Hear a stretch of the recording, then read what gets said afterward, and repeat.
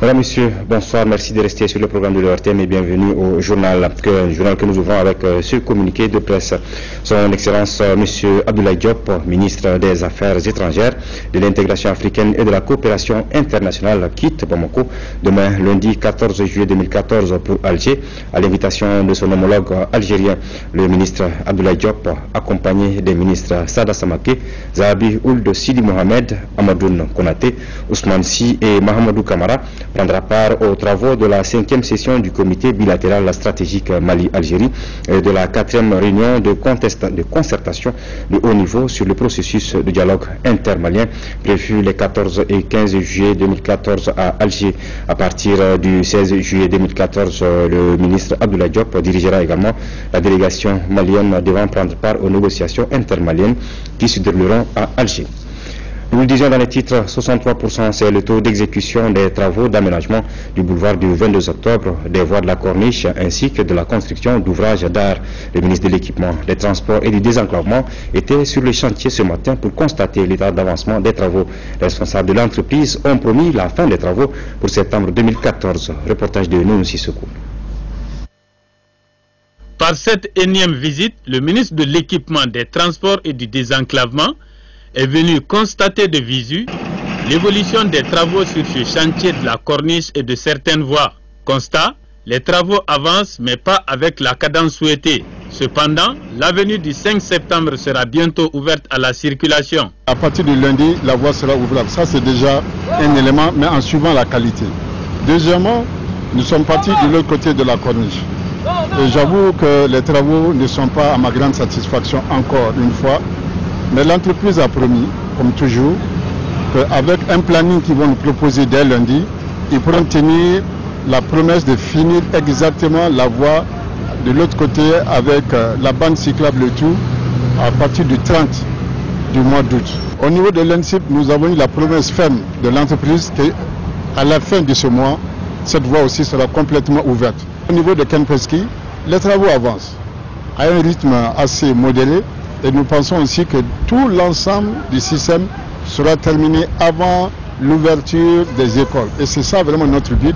Selon le responsable en charge des travaux, des dispositions sont prises par son entreprise pour rester dans ce nouveau délai de fin septembre 2014 pour achever les travaux. Nous avons fait en sorte que l'organisation soit beaucoup plus efficiente, qu'on puisse offrir aux Maliens le plus rapidement possible cet ouvrage. Le ministre de l'Équipement, des Transports et du Désenclavement a instruit l'accélération des travaux pour circonscrire les désagréments endurés par les usagers de ces tronçons. Pose samedi de la première pierre du nouveau siège de la délégation de la Chambre régionale de commerce et d'industrie de Caille. D'un coût de plus de 330 millions de francs CFA, ce nouveau siège sera bâti sur une superficie de 467 mètres carrés. La cérémonie a regroupé autour du ministre du Commerce, ses collègues de l'industrie et de la promotion des investissements, de la culture, les autorités administratives, politiques, les opérateurs économiques et plusieurs invités. Kansoutou Kanouté. Le siège de la délégation régionale de la Chambre de commerce et d'industrie du Mali à Caille, dont les travaux prendront fin dans un délai de 6 mois, sera bâti sur une superficie de 467 mètres carrés. L'infrastructure coûtera à la Chambre de commerce et d'industrie du Mali la somme de plus de 330 millions de francs CFA. La Chambre de commerce qui a été créée en 1906, ça fait 108 ans. Ça fait très longtemps que cette bâtisse-là est dégradée. Bon, le ministre, je ne peux que le remercier et le féliciter pour avoir accepté non seulement de laisser la Chambre de commerce construire le siège de Caille, mais d'avoir accepté de se déplacer avec autant de monde, autant de grands opérateurs économiques. Récemment, les statistiques nous ont montré que cette région est aujourd'hui le premier contributeur du PIB malien devant Bamako. À l'issue des différentes interventions, le représentant du bureau d'études Aztec Architecture a présenté au ministre et à sa délégation le projet qui est composé, entre autres, d'un rez-de-chaussée, d'une salle de réunion de 250 places, d'un étage composé de 12 bureaux, de 12 toilettes, d'une mosquée. Ce siège offrira à nos opérateurs économiques des opportunités d'affaires. Et je demeure convaincu que ce futur cadre idéal promet un bel avenir pour les commerçants de Caille. Le ministre du Commerce, avec à ses côtés ses collègues de la promotion des investissements, de la culture, des autorités régionales et des opérateurs économiques, a ensuite procédé à la pose de la première pierre du siège de la délégation régionale de la Chambre de commerce et d'industrie du Mali à Caille. Dans plusieurs mosquées et domiciles d'oulémas, des fidèles se regroupent régulièrement pendant ce mois de Ramadan pour suivre les tafsirs des maîtres. Ce dernier explique et interprète à son auditoire les textes coraniques. C'est une très ancienne tradition, mais sa fréquence durant le mois est un symbole inspiré de la révélation du Saint-Coran pendant la même période. Au Mali, la pratique est connue depuis le XIe siècle. C'est le sujet du dossier de Lamine Tchekoura Koulibaly avec le concours de l'ORTM Ségou.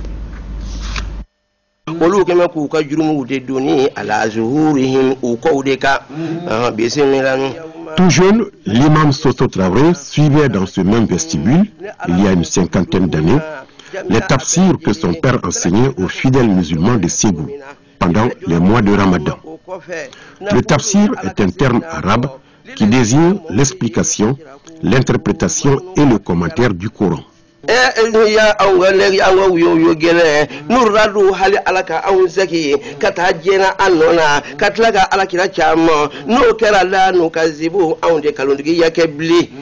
tafsir se base sur les récits oraux pour transcrire les textes du Coran.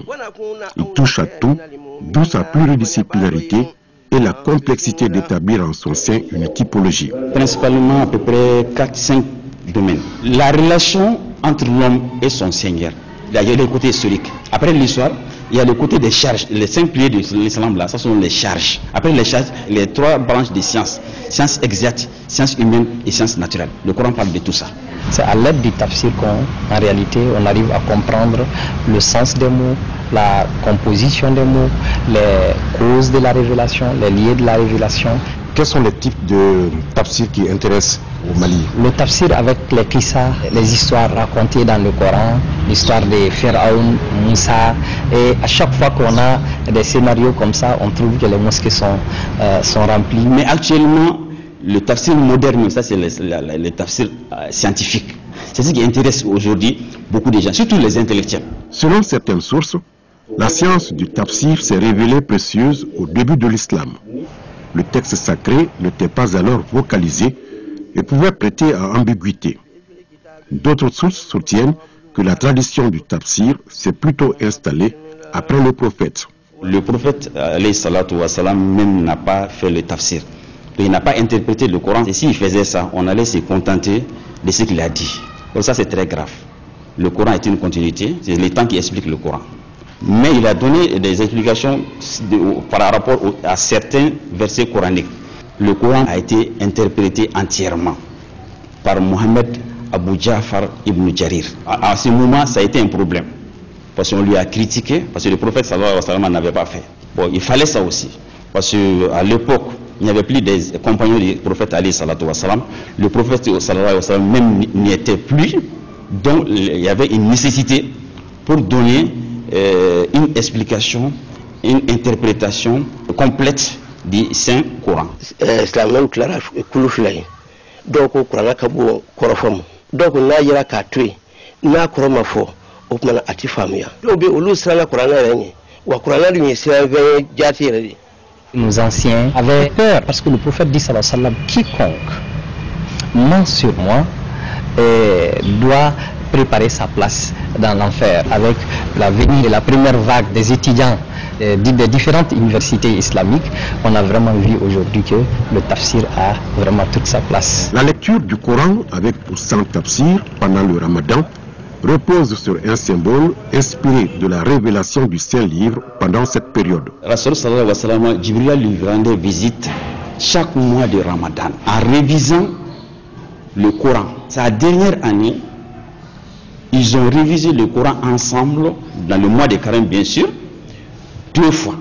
Pourquoi? Pour s'assurer que le prophète sallallahu alayhi wa sallam a saisi entièrement ce qu'il lui avait transmis. Le prophète sallallahu alayhi wa sallam a vécu après ça que quelques mois seulement. Historiquement, le tafsir fait son entrée au Mali à partir du XIe siècle. Le fleuve l'a favorisé et Ségou en sera un des foyers. L'avènement de l'islam à Ségou, il faudrait le situer pendant la période de l'Empire de Ghana, le pays de Ségou, a eu des centaines de Ouagadougou. C'est ce qu'on appelle dans le langage populaire Margadougou Konondon, les 9 villages soninké. Et l'islam sera animé par des grands chefs spirituels. Il y a Cheikh Marifou Kalakiou qui a amené les Djiri à Ségou. Ousmane Djiri qui figure parmi les fondateurs de la ville de Ségou. Ensuite, il faut citer l'imam de Dougouba, Suleiman Kamiti. Il faut citer Nyaro Karamgo, ça c'est très récent. Il faut citer aussi Srablé Karamgo. Srablé Karamgo, sa période remonte à peu près à Da. Donc, autour de ces chefs spirituels, soit dans leur vestibule, soit dans les mosquées, la pratique du tafsir se faisait. La lecture du Coran avec ou sans tafsir est en réalité une activité très répandue au Mali. Des cités médiévales comme San, Djéné, Dia, Tombouctou, Gao et plusieurs autres centres intellectuels ont produit de grands érudits, dont les mosquées ou domiciles ont attiré des auditeurs venant souvent de très loin. Sous nos yeux, ici même à Bamako, de grands maîtres du tafsir, notamment Cheikh Ismaïla Dramé, Drissa Aïdra, ont expliqué et interprété savamment des décennies durant le Coran à leurs coreligionnaires. Alors on parle toujours religion cette fois-ci avec les 3 nouveaux prêtres de l'archidiocèse de Bamako qui ont été ordonnés ce matin par l'archevêque de Bamako. La cérémonie sacerdotale s'est déroulée au Palais de la Culture en présence des autorités administratives, politiques et religieuses de Bamako ainsi que de nombreux fidèles. Reportage de Laurent Diakité. L'ordination presbytérale est l'un des signes les plus symboliques dans l'Église. Les prêtres sont les collaborateurs directs des évêques. Eh bien, en acceptant d'être prêtres, Gilbert Konaté, André Doumbia et Armand Dako se sont engagés pour toujours dans le ministère de la parole. Le ministère qu'ils vont exercer, en quoi consiste-t-il? Il s'agit d'enseigner, de sanctifier, de guider. Enseigner comme les prophètes, enseigner comme Jésus, enseigner comme les apôtres qu'il a choisis. Pour la circonstance, l'archevêque de Bamako, les prêtres, les religieuses, en communion avec toute l'assemblée, ont prié pour les nouveaux prêtres dans leur sacerdoce. Après l'imposition des mains, les 3 ordinants ont porté leur chasuble et leur étole. Leurs mains ont été marquées de l'huile sainte en signe de pureté pour célébrer l'Eucharistie partout où ils se trouvent. C'est pourquoi Gilbert Konaté et André Doumbia sont devenus les nouveaux prêtres de l'archidiocèse de Bamako, tandis que Armand Dako va servir en République démocratique du Congo comme missionnaire malien d'Afrique. Dans son intervention, le ministre chargé des affaires religieuses et du culte a demandé aux nouveaux prêtres de véhiculer la parole de Dieu pour le bonheur de notre pays. Apportez le message que Saint Jean vous a dit, entrez de porte en porte, ceux-là qui vous ouvriront par leur porte, ne dites rien, essuyez la plante de vos pieds, continuez. Je garde espoir que nos prières seront entendues. Je garde espoir parce que j'ai foi au Père du Fils. J'ai foi en Marie. Je garde espoir parce qu'il a été dit, et il a été sauvé le peuple d'Israël quand il traversait la mer. Quand Dieu, dans sa mansuétude, a eu à transformer les flots en des digues pour laisser le peuple d'Israël passer. Que vos prières fassent que Dieu nous fasse vivre ce bonheur, afin que, comme tant d'autres, nous puissions prendre les tambourins comme la prophétesse Myriam et chanter les louanges du Seigneur. L'ordination sacerdotale s'est achevée par une grande action de grâce consacrée à la réconciliation et à la paix humaine.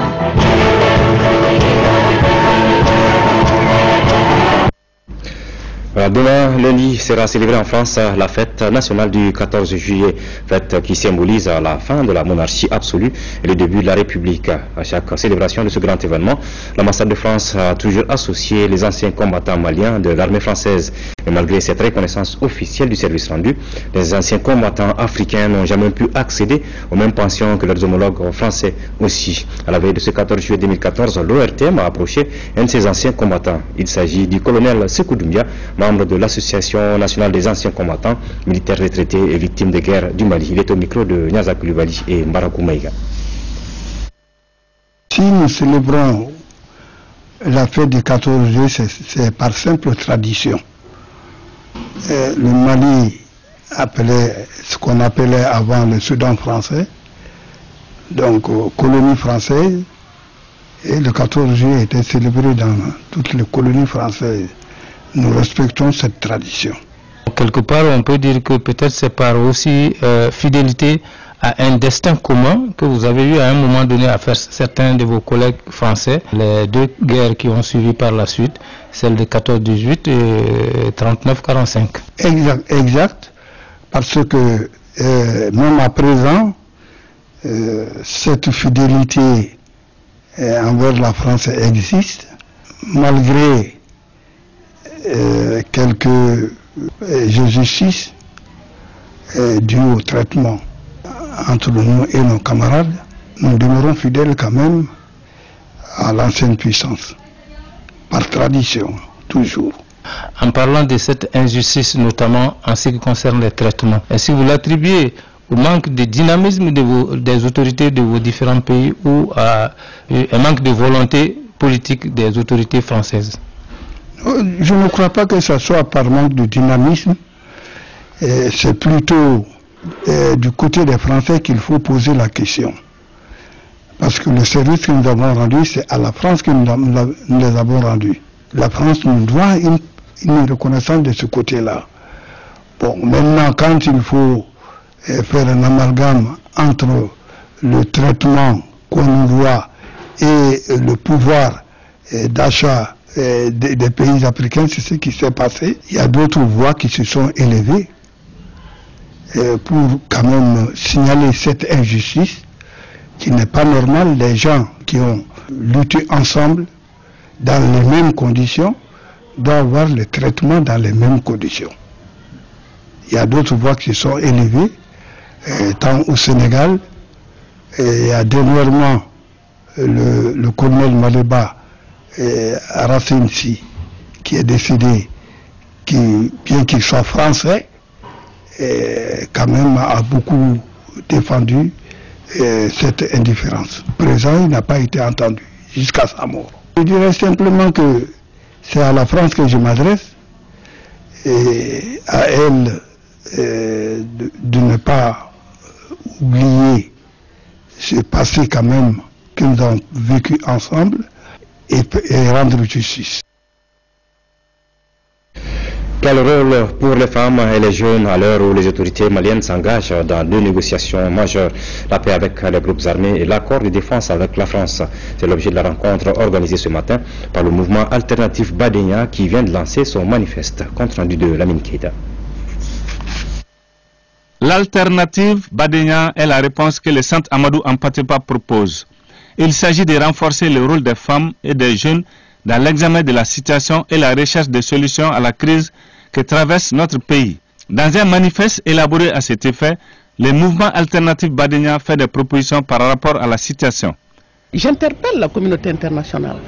Il faut que les femmes du Mali, les femmes d'Afrique, si nous voulons que notre continent cesse d'être la risée du monde, à l'heure où la communauté internationale évalue les objectifs du millénaire du développement, il faut faire le lien en disant que si au Mali, on avait réalisé ces objectifs-là, et si ils avaient lié l'acte à la parole, créé les conditions de la réalisation de ces objectifs, peut-être qu'on ne serait pas obligé d'investir aujourd'hui dans la guerre. Pour les initiateurs de ces manifestes, le gouvernement seul ne peut pas résoudre tous les problèmes. Il faut nécessairement l'implication des femmes et des jeunes.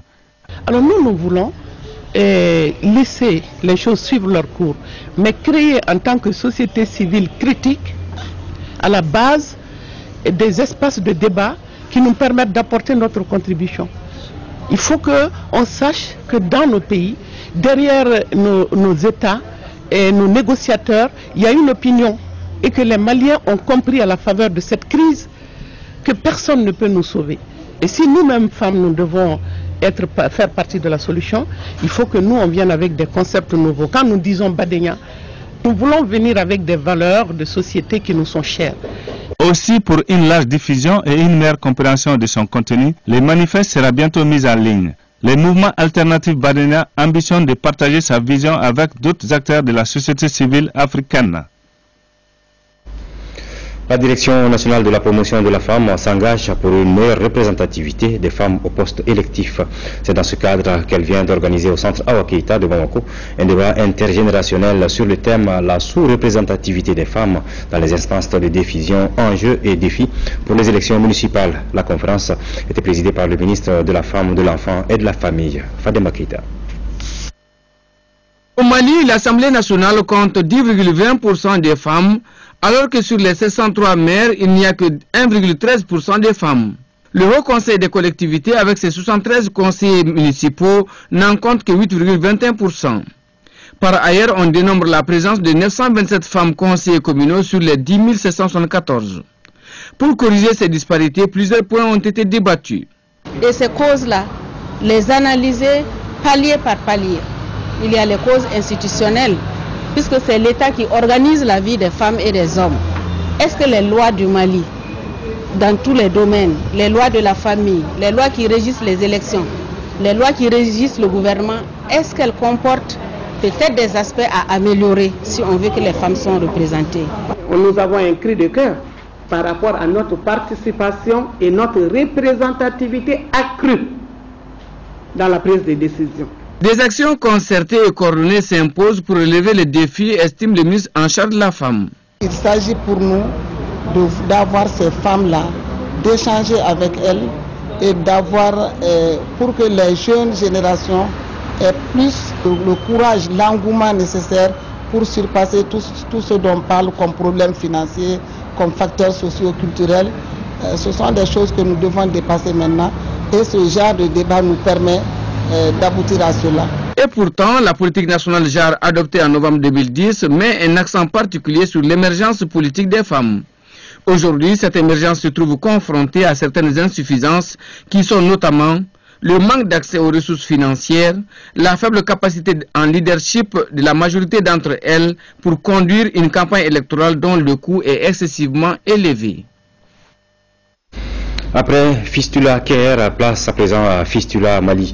Le projet de renforcement des capacités pour le traitement et la prévention de la fistule au Mali, qui va s'étendre de 2014 à 2019 et financé par l'USAID, a été lancé hier samedi à Sikasso. Un événement présidé par le représentant du ministre de la Santé en présence des autorités régionales et de nombreux partenaires. Ortem Sikasso, Sekou Konaté. Fistula Mali, qui succède désormais à Fistula Care, est un projet de renforcement des capacités pour le traitement et la prévention de la fistule obstétricale au Mali, une maladie handicapante et cause d'exclusion sociale de la jeune femme. Il couvrira pendant 5 ans les régions de Kaï, Kourikoro, Gao, Sikasso et le district de Bamako. Nous avons 4 stratégies majeures. La première, c'est l'implication des plus fortes autorités administratives et politiques dans la prise en charge de la fistule en termes de plaidoyer, d'information, que ce soit du niveau communautaire jusqu'au niveau de suivi politique gouvernemental. La deuxième stratégie, c'est le renforcement des capacités de tous les prestataires de santé. Financé par l'USAID à la demande de Intra-Health International, le présent projet deuxième du genre, qui prend le nom de Fistula Mali, est la parfaite illustration de la satisfaction des partenaires techniques et financiers des résultats obtenus. Je rêve d'une génération sans fistule au Mali. C'est bien possible et nous pouvons y parvenir. À ce effet, il faut une meilleure coordination des interventions pour la mise en œuvre de la stratégie nationale de prévention et prise en charge de la fistule. Vous pouvez compter sur l'accompagnement du gouvernement américain. 4 milliards de francs CFA seront donc investis pour prendre en charge plus de 1000 femmes, former plus de 15 chirurgiens et 300 prestataires en soins pré- et post-opératoires. Un sketch réalisé par le réseau des communicateurs traditionnels, une visite aux victimes en prise en charge à l'hôpital de Sikasso et la remise de kits par l'UNFPA à l'hôpital ont été des moments forts de cette cérémonie de lancement. En 5e région, le ministère de la Femme, de l'Enfant et de la Famille vole au secours des groupements féminins du cercle de Douanza. C'est à travers la remise d'un important lot de matériel pour améliorer les conditions de travail de ces associations féminines et augmenter leurs revenus. Reportage de Mahmar Ibrahim Touré. Les femmes du Douanza rencontrent de nombreux obstacles à leur promotion et intégration dans les processus de développement économique et social. À ces difficultés s'ajoute l'insécurité de ces dernières années, d'où le choix du ministère de la Femme, de l'Enfant et de la Famille pour venir en aide à des groupements féminins du dit cercle. Nous remercions sérieusement cette initiative. Vous venez par ces gestes soulager vos sœurs. Nous sommes reconnaissants à votre département et vous demandons de transmettre tous nos remerciements et toutes nos félicitations à Madame la ministre pour tout ce qu'elle est en train de faire à la tête de ce département. Ces gestes permettront d'augmenter les revenus de ces associations féminines. C'est compte tenu de ce sombre diagnostic que le ministère de l'Enfant et de la Famille a décidé d'apporter un appui de lot de matériel à deux associations. J'ai nommé l'association Baourou et l'association Taslit. Ce geste va à coup sûr améliorer les conditions de travail de ces deux associations. Le ministère de la promo des enfants et des femmes, il faut qu'il nous aide dans nos actes. Nous sommes très contentes de tout ce qu'il nous a fait. Le lot est constitué de sacs de tourteaux, mangeoires, abreuvoirs, de rouleaux de grillage et de flacons de vaccins vétérinaires. En quatrième région maintenant, le premier convoi de l'opération de distribution gratuite de céréales a pris le départ à Ségou ce matin pour les zones déficitaires du Mali. L'opération concerne près de 19 000 tonnes de céréales qui partiront des magasins de stock de l'OPAM de Ségou. Le départ du convoi de Ségou a été donné en présence des responsables de Ségou, du PDG de l'OPAM et des représentants des transporteurs impliqués dans la capitale des Balanzans. Reportage de Fousseni Samaki. Cette opération de mise à disposition des postes déficitaires de céréales des régions du Mali permettra aux responsables de la sécurité alimentaire de distribuer gratuitement 19 000 tonnes de céréales à partir des magasins de l'OPAM de Ségou. Les bénéficiaires sont les populations des zones en déficit céréalier, toute chose qui s'inscrit dans le cadre de la mise en œuvre des recommandations du Conseil national de la sécurité alimentaire, une priorité du gouvernement malien surtout à l'orée de la période de soudure. C'est pourquoi le PDG de l'OPAM, en compagnie des responsables de Ségou, a visité des magasins de stock de Ségou et assisté au départ du convoi de la capitale des Balanzans. Cette distribution gratuite répond au souci pour nous, n'est-ce pas, de mettre en œuvre les recommandations issues du Conseil national de la sécurité alimentaire qui, au passage, avait, n'est-ce pas, identifié des zones déficitaires et donc devant bénéficier de la solidarité nationale en termes, n'est-ce pas, de distribution alimentaire gratuite. Et c'est pour cela que nous sommes là aujourd'hui. L'espoir est permis car les transporteurs ont assuré de mener à bien cette opération. Nous, les transporteurs qui ont reçu le contrat, tout le céréal ira à bon et bon terme, et dans toute la sécurité et dans la garantie. Gendarme, police, douane, ils doivent au moins vraiment aider ces chauffeurs à passer librement. Tous les acteurs qui sont impliqués au niveau des différentes commissions de réception, qu'ils veillent surtout aux intérêts de la communauté, qu'ils apprécient à sa juste valeur ces efforts de l'État malien à leur endroit, en souhaitant que ces grains aillent directement quand même dans les marmites. L'arrondissement de Sibi est une opportunité touristique d'une grande importance pour le Mali. Les autorités concernées en sont conscientes. C'est pourquoi, malgré le ralentissement des activités touristiques suite à la crise, le département de l'artisanat et du tourisme ambitionne la relance de ce secteur, porteur de l'économie qui attire de plus en plus des visiteurs locaux. Le reporter Abdul Salam Bambara et Cheikh Oumar Sangaré s'intéressent à ce sujet pour le dossier culture.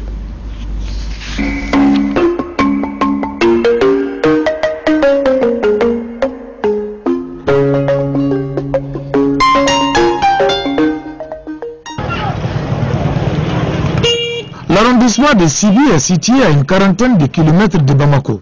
Cette localité mandingue regorge d'importants sites touristiques de plus en plus fréquentés. Le nombre d'employés directs et indirects du secteur touristique augmente en conséquence. Globalement, on peut parler environ 200 personnes comme ça qui interviennent directement dans le tourisme à Sibi ici. La proximité de Sibi avec Bamako est un atout non négligeable pour la localité. Cela diversifie sa clientèle touristique avec des week-ends animés. La clientèle est un peu variée parce qu'on reçoit une bonne partie de clientèle locale, on reçoit des coquins, on reçoit des touristes, mais on souhaiterait qu'il y ait beaucoup plus d'affluence parce qu'en réalité, Il y a des moments de pic. Les week-ends, en général, les gens y viennent. Mais les jours de semaine, c'est beaucoup plus calme, quoi.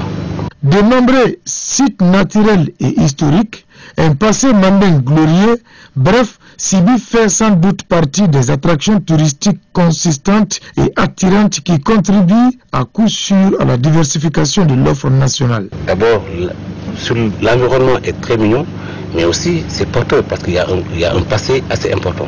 Ils vont apprendre des choses qui sont réelles, qui sont passées. C'est une fierté d'ailleurs même pour un Africain de connaître ce qui s'est passé ici. Au-delà des sites fréquentés, Sibi en contient plusieurs autres méconnus du grand public, comme ici à la grotte d'Agueba, située à Djolibani. C'est une grotte préhistorique qui a servi pour l'habitat des hommes de caste du Mandé. Ce qui faisait l'artisanat dans le Mandé était habité ici. Les habitants de cette grotte étaient voisins avec des Telem, parce que les Telem aussi ont habité ici avant d'aller à la falaise de Bayangara. Donc autour, il y a des trous de Telem. Ces sites méconnus, une fois mis en valeur, permettront de faire de Sibi une prochaine destination touristique prisée. Il y a beaucoup de sites à Sibi et environnant ici, très importants, qui peuvent attirer beaucoup de touristes, mais ces sites-là ne sont pas encore reconnus. Donc il y a besoin vraiment d'aller par cette phase d'abord de reconnaissance, répertorier les sites, faire l'inventaire et leur histoire, établir une base de données sur ces sites-là afin de faire la promotion de ces sites pour que les gens puissent savoir ce que le Mandé regorge comme potentialité touristique. À l'instar des autres villes touristiques du Mali, Sibi a été durement frappé par la crise, notamment son secteur touristique. Les arrivées touristiques dont on avait l'habitude de recevoir ont beaucoup diminué avec la crise qui est survenue dans notre pays. Le ministère de l'Artisanat et du Tourisme œuvre à relancer le secteur du tourisme à Sibi. Les acteurs locaux se disent prêts à jouer leur partition dans cette relance tant souhaitée par tous. Nous sommes prêts à être à la disposition de l'État malien pour faire ressortir tous ces sites-là. Le chef du département de tutelle croit en la relance prochaine des activités touristiques. Elle invite par ailleurs les acteurs du secteur à persévérer davantage. Les acteurs de ce secteur-là, je les exhorte à beaucoup de persévérance parce que quand on y tient, on y arrive. Et au sud du Mali, il y a beaucoup de potentialités. Donc nous avons fini les fléchages et très prochainement nous ferons des inaugurations dans ce sens. Aujourd'hui, il apparaît clairement que la diversification de l'offre touristique est plus que nécessaire. Cela permet de sécuriser la fréquentation touristique afin d'éviter l'arrêt que le secteur connaît depuis 2012. Toute chose qui nécessite une synergie d'action de tous les acteurs impliqués.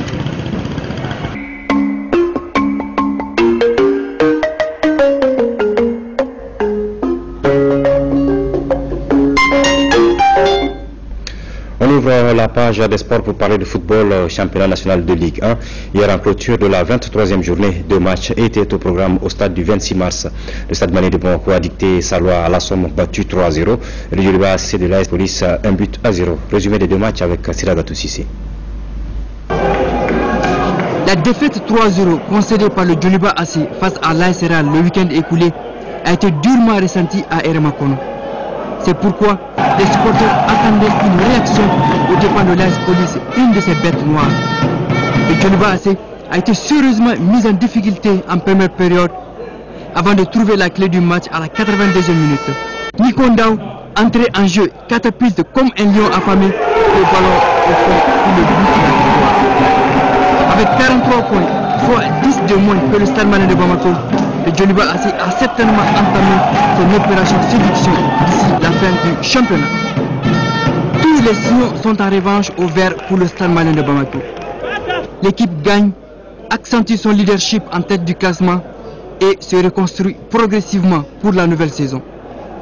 Face à l'ensemble au compte de cette 23e journée de Ligue 1, le Stade Malien de Bamako a déroulé. Dès la 4e minute, Abdoulaye Sissoko, le gardien de la Somme, marche sorti de sa zone. Le Stade Malien fait pratiquement le jeu. À la 13e minute, Moussa Diawara obtient un penalty. Le tir d'Issaka Samake est repoussé par le portier et Oumar Koné à l'affût le met au fond. 2-0. Et à la 25e minute, Souleymane Traoré, dans une défense passive de la Somme, inscrit le 3e et dernier but des Blancs. Le Stade Malien de Bamako, leader 53 points, peut se concentrer sur les deux gros rendez-vous à venir. La demi-finale de la Coupe du Mali et le derby la 24e journée contre le Djoliba AC.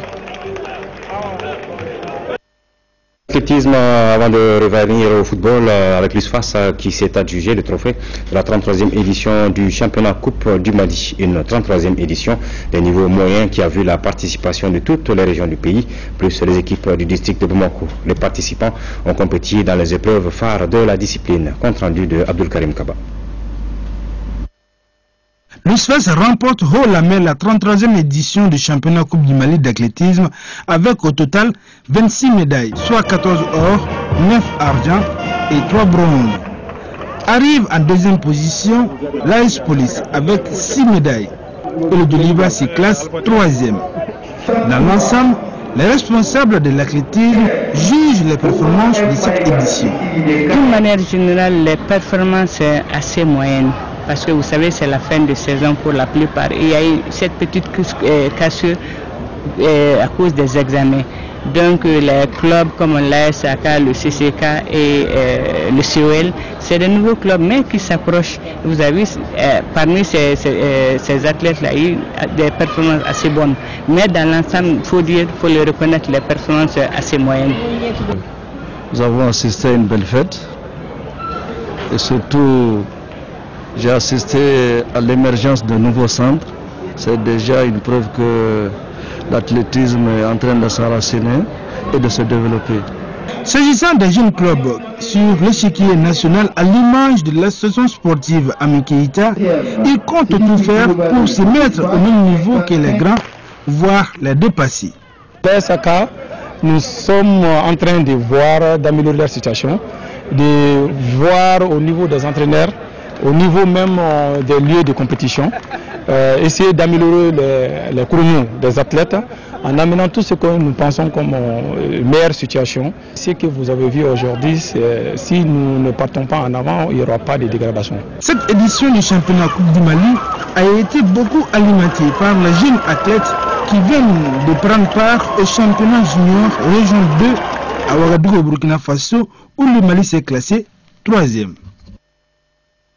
Voilà, je vous le disais au début de ce journal, la finale de la 20e édition de la Coupe du Monde de football a été remportée par la Mannschaft d'Allemagne qui a donc gagné 1-0 face à l'Argentine. Un but qui permet donc aux Allemands d'accrocher une 4e étoile à leur maillot. Khalifa Nama Traoré nous a effectivement rejoint sur ce plateau. Khalifa, bonsoir. Bonsoir Amara. Félicitations pour la Mannschaft. On peut dire que cette victoire des Allemands est une victoire de la régularité et du réalisme. Oui, c'est quand même un trophée qui récompense la meilleure équipe de cette compétition. Vu tout le parcours que cette formation allemande a fait lors de cette Coupe du Monde au Brésil, surtout avec les deux festivals offensifs contre le Portugal lors de son premier match 4-0. Quand même, vous n'êtes pas sans savoir que le Portugal a le meilleur joueur du monde, le Ballon d'Or de 2014. Oui, qui est passé à côté compte tenu de la fatigue. Ensuite, contre le pays organisateur en demi-finale, 7-1. Donc c'est le réalisme allemand, l'Allemagne qui a eu la meilleure attaque, 18 buts marqués. Donc ce n'est que justice que l'Allemagne quand même remporte ce trophée et devient du coup la première équipe européenne à gagner la Coupe du Monde sur le continent américain. Il faut dire que les 10 autres victoires européennes ont été réalisées en Europe et en Afrique. En Afrique, c'était en 2010 l'Espagne qui a gagné en Afrique du Sud. On peut parler un tout petit peu du niveau de cette finale remportée par les Allemands, un niveau qui a été quand même bon. Hein? Oui, un bon niveau, mais quand même, il faut dire qu'il y avait pratiquement une seule équipe sur le terrain, c'était l'Allemagne qui a voulu jouer, les Argentins qui sont restés recroquevillés dans leur camp pour placer des contres. Malheureusement, ça n'a pas été une réussite. C'est vrai, ils ont eu des occasions, des face-à-face entre Messi et Messi qui a raté des occasions. Également, Higuaín qui est venu seul face à Manuel Neuer qui a raté, et Palacio également. Mais, un fait marquant, l'Argentine n'a cadré aucun tir en 120 minutes. Cela n'était plus produit pour l'Argentine depuis 1990 et c'était en finale également face à l'Allemagne. Voilà, ce n'était donc pas un bon joueur pour cette équipe de l'Argentine qui peut quand même se consoler avec le titre de vice-champion du monde et la récompense de meilleur joueur du tournoi pour Lionel Messi. Oui, la récompense de meilleur joueur du tournoi pour Lionel Messi. Le meilleur gardien, c'est Manuel Neuer. Le meilleur buteur, c'est James Rodriguez, le jeune Colombien. Ensuite, le meilleur jeune joueur de cette compétition est Paul Pogba, une récompense juste valeur. Et également, meilleur gardien, je le disais, Manuel Neuer. Donc, il faut surtout dire une fois l'histoire que trois trophées reviennent en Europe, 2006, 2010 et 2014. Jassim Loh, remplaçant qui est entré donc en cours de jeu, ce sont eux qui ont fait la décision. Il faut que dans cette équipe allemande, l'Allemagne a gagné et les remplaçants ont marqué 5 des 18 buts de l'Allemagne lors de cette Coupe du Monde de football. Un bon coaching donc de Joachim Löw. Alors rapidement, Khalifa Namatraoré, un mot de la participation des pays africains. Oui, la participation africaine quand même, elle est mitigée. Sur les 5-2 ont pu passer en huitième de finale. C'est quand même ça, c'est une première. L'Algérie et le Nigeria, bon, ils sont malheureusement tombés sur des pays qui étaient plus forts. La France pour le Nigeria et l'Algérie contre l'Allemagne. L'Algérie quand même qui a donné pas mal de fil à retordre à cette formation allemande, ensuite l'Allemagne qui s'impose face à la France et à la France. Donc c'est dire que les Algériens peuvent quand même dire qu'ils ont participé à ils ont fait une très bonne participation en phase finale de Coupe du Monde de football. Voilà, merci Khalifa Namatraoré. Je rappelle que Khalifa est le chef du desk sport au niveau de la télévision nationale. Merci à vous qui avez suivi cette édition d'information et très bonne suite des programmes sur votre télévision nationale. Bonsoir.